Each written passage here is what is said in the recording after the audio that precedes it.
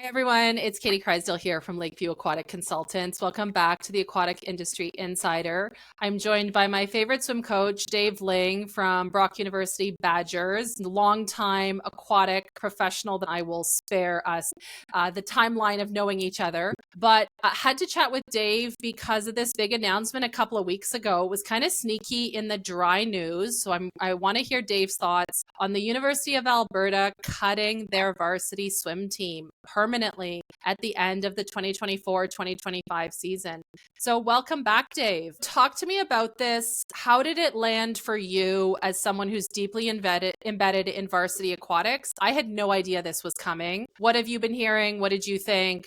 Okay, so I read about it on our most esteemed swim rag, which is swimswam.com. They're an excellent website for breaking swim news for the smaller competitive swimming community. And I'm not surprised. I'm definitely disappointed.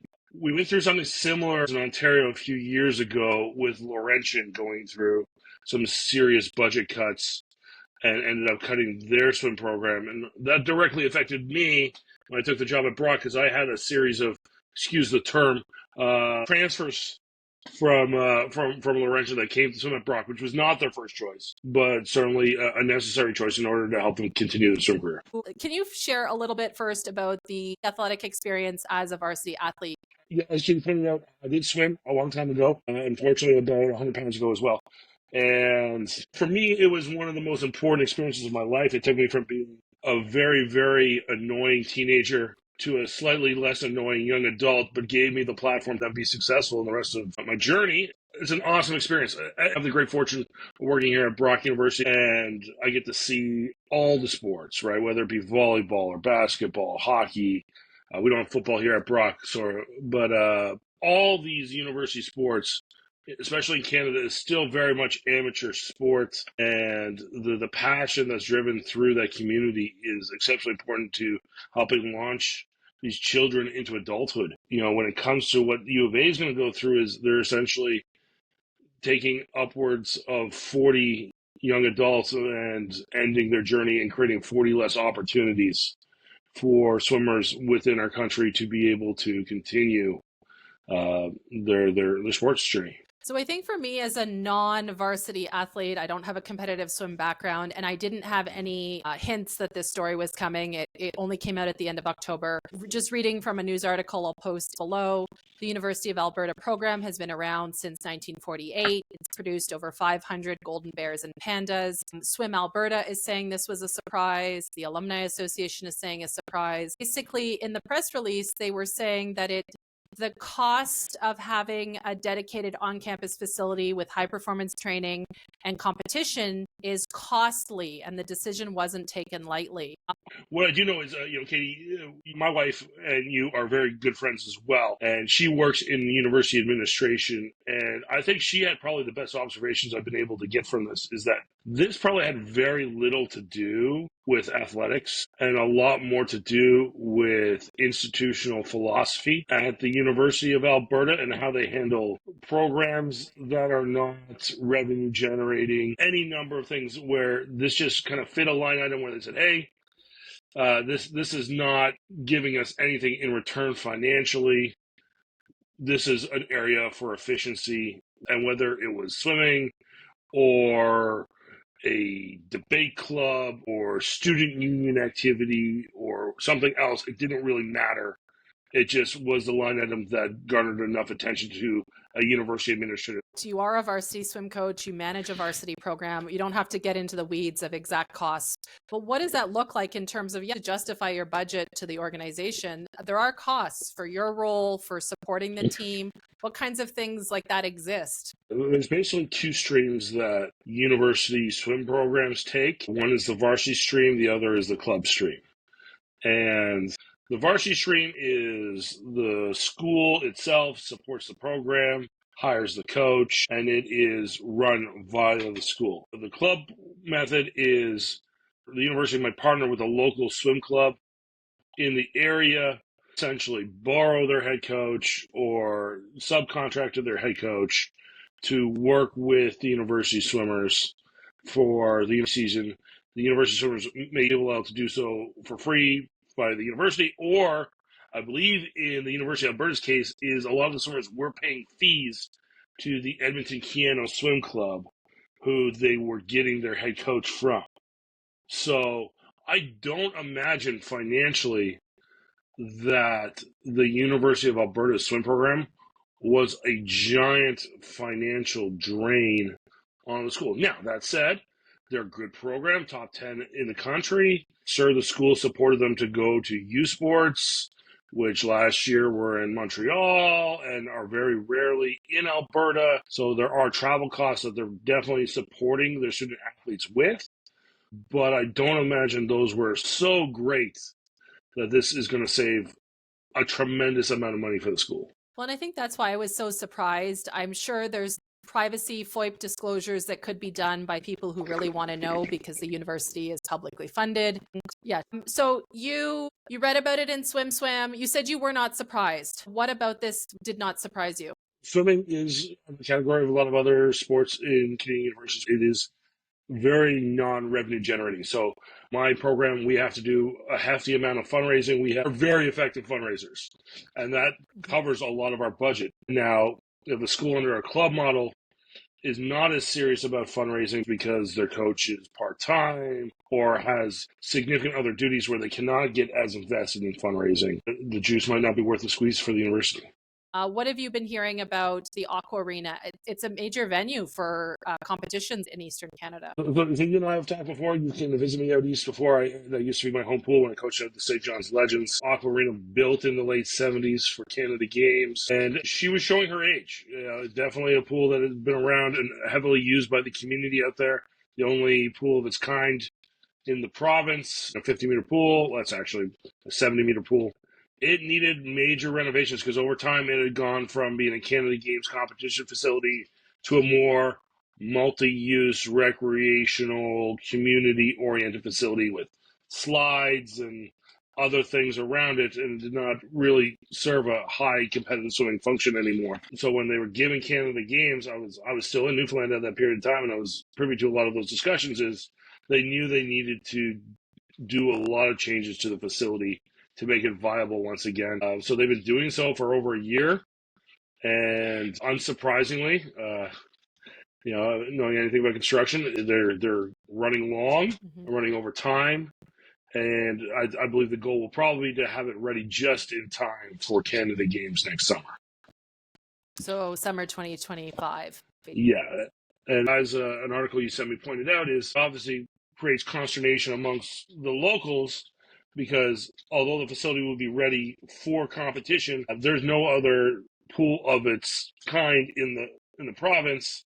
The kids in that province will not have the opportunity to train in that facility for any sort of meaningful amount of time prior to Canada Games, which is a big part of that province's sporting culture. Well, and it does make me wonder, how does that impact the sporting career or the recruitment trajectory of some of these kids? No different from if you were at the University of Alberta because you loved swimming and there was a program that suited your educational needs. Now, where do you go? You have to pick between switching programs, going to another school. Will other schools take on some of these swimmers? It'll really be up to the individual athletes.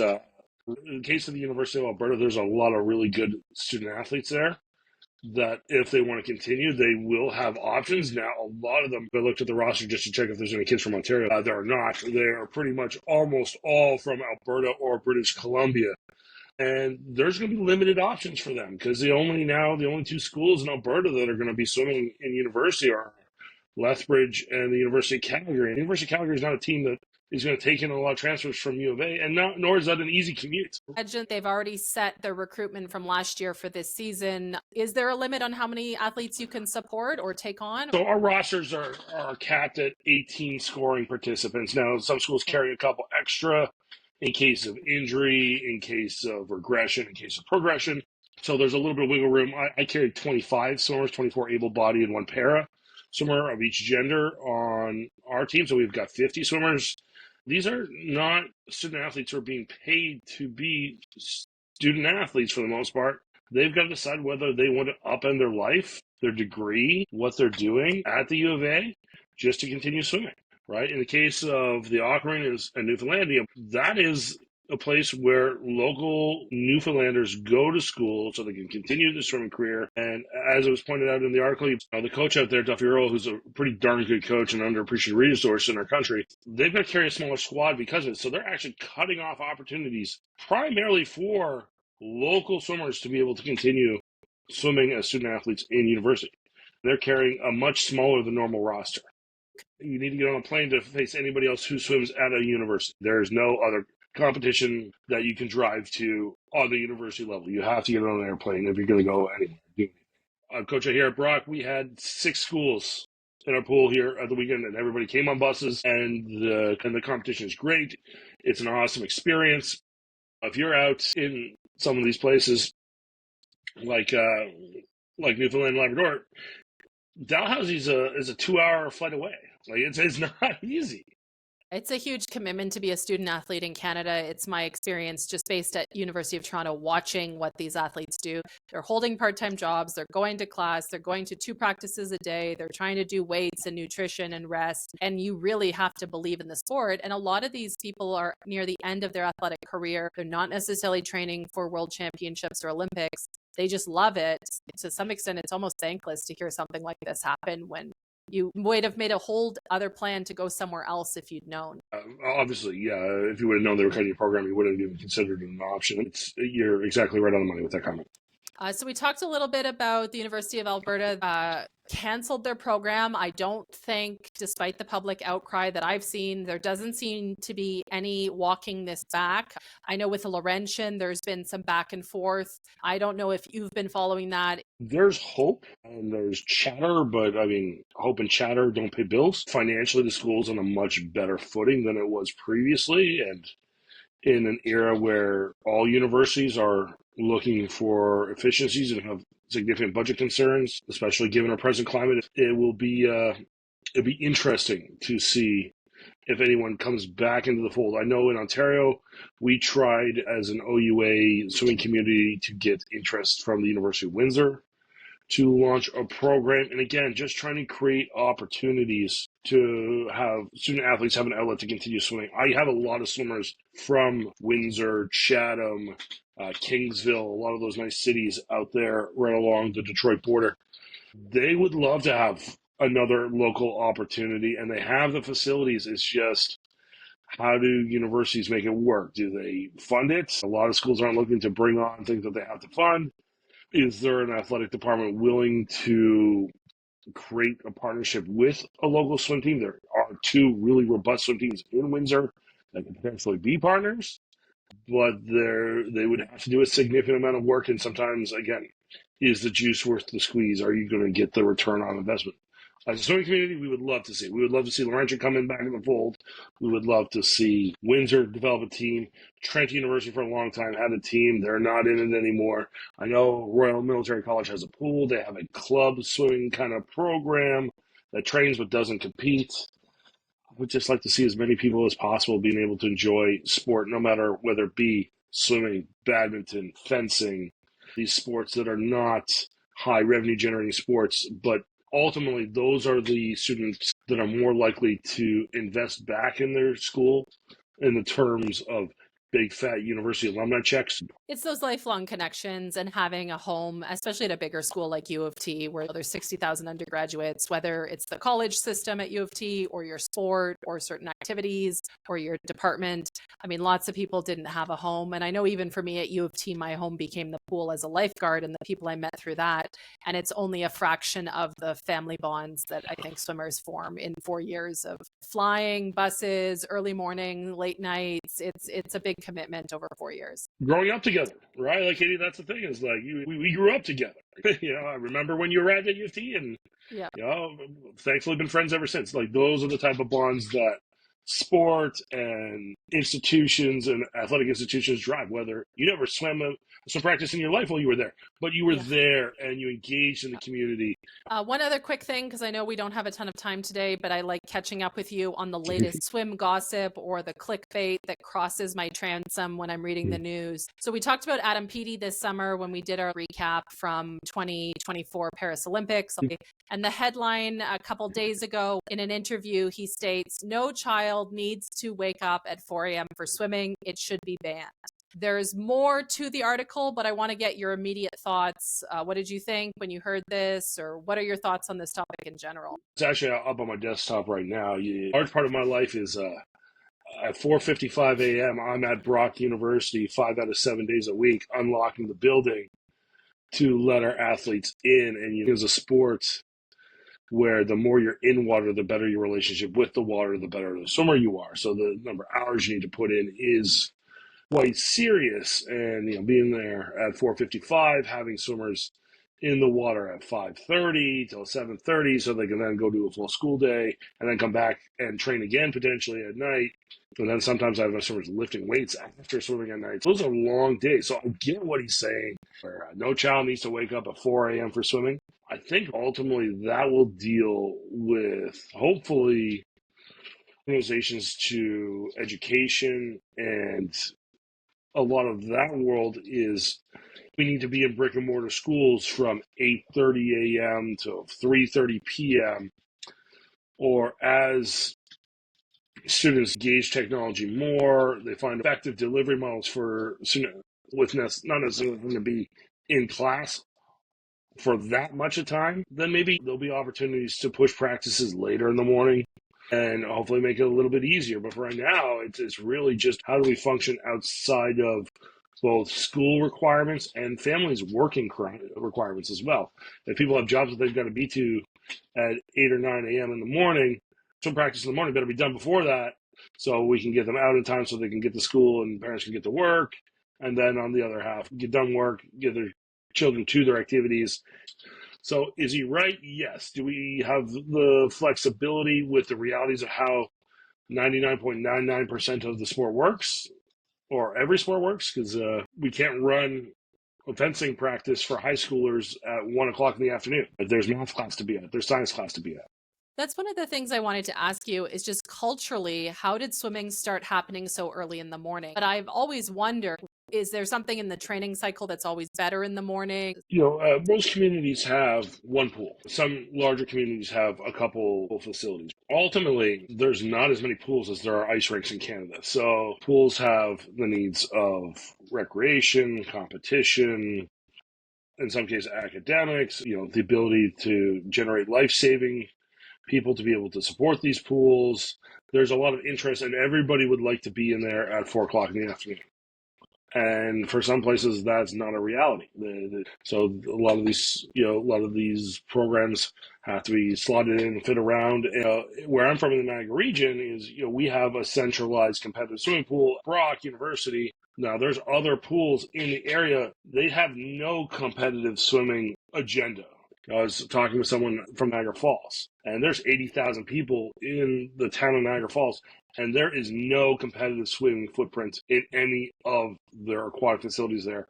I'm surprised as you. I wowould not have thought that. But then again, how much has the region grown since you grew up there? Probably doubled in size since the 90s, right? But still, 80,000 people, that's a lot of people. Now, fortunately, we do have Brock University, and a lot of our membership in our club program is people from Niagara-on-the-Lake, Niagara Falls, Beamsville.